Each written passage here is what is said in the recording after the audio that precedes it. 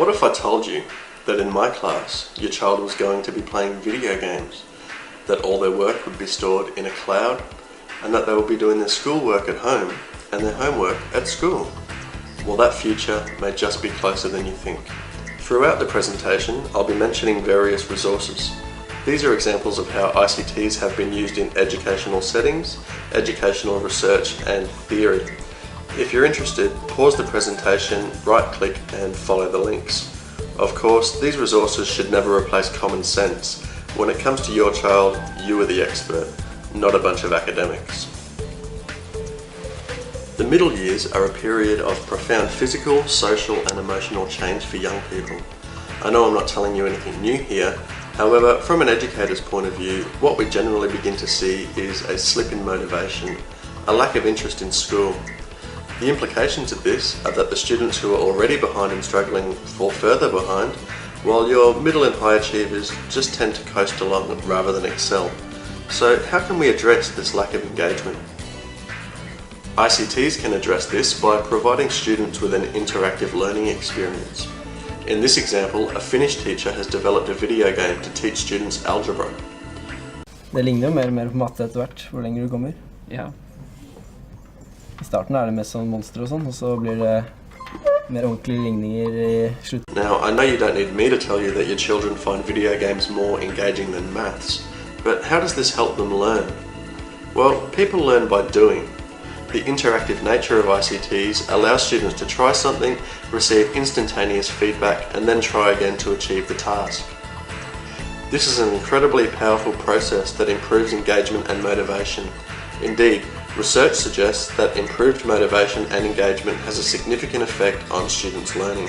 Dragonbox på en måte et verktøy for å gi tilbakemeldinger til elevene ofte. Det ofte gjør feil at jeg glemmer at man må gjøre det samme på begge sider. Ja. Og det her minner den meg på det hver eneste gang, så jeg blir mer obs på det. Okay.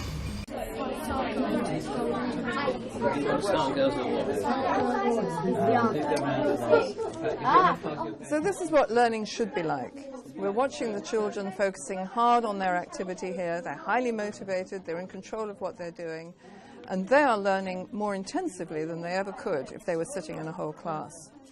And because the computer is interactive, it means that they're getting feedback all the time on what they're doing.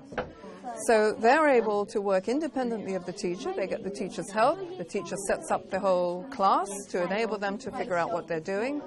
But effectively, they are learning to learn independently with the computer. Now, no two learners are the same. People learn at different paces and in different ways. Some people understand things better through pictures and videos, while some understand things better by reading texts. Some people work better with others, while some people like to go it alone. So how can we meet everyone's needs? How can we make the curriculum accessible to all? ICTs have the potential to transform student learning by facilitating self-paced learning and student choice. Content can be presented visually, orally, diagrammatically, and so on. This provides students with multiple ways to acquire content and process ideas. Content can be uploaded and the student can then work through the content at their own pace. The major advantage of this is that if students are distracted or don't understand something first time round, they can go back and view the content until they do understand. Class time can then be spent answering students' questions and focusing on higher order thinking tasks like creating and problem solving. Students can do their schoolwork at home and their homework at school.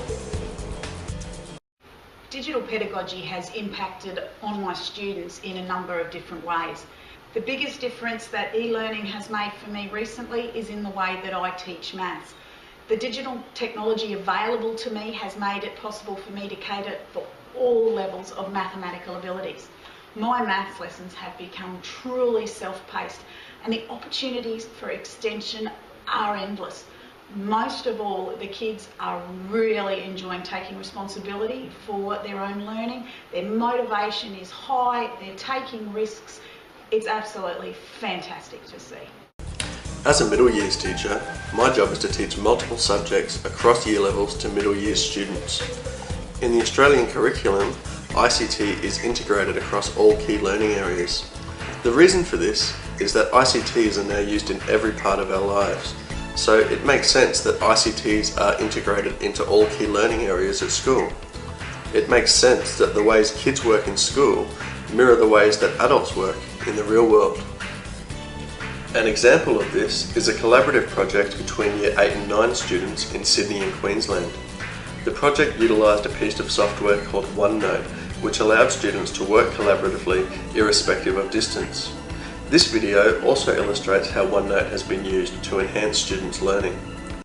The use of OneNote at Corinda has come about, evolved if you like, from the teachers using OneNote successfully and sharing information across the department. The advantage to that was that you could take your computer home, it's got the information on it from the student, and allows you to mark the student's work, comment, and when you get back to school, those comments and all that information would be uploaded straight away to the student.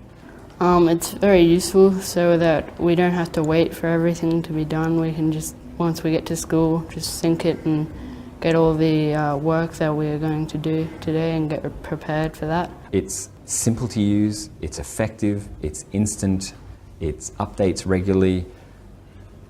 I struggled to find the negative. In these examples, students are learning by doing. However, this time, learning is enhanced through collaboration with others. What if I told you that in my class, your child was going to be playing video games, that all their work would be stored in a cloud, and that they would be doing their schoolwork at home and their homework at school? The future is here. ICTs should be used in the middle years to engage, personalise learning and develop 21st century skills.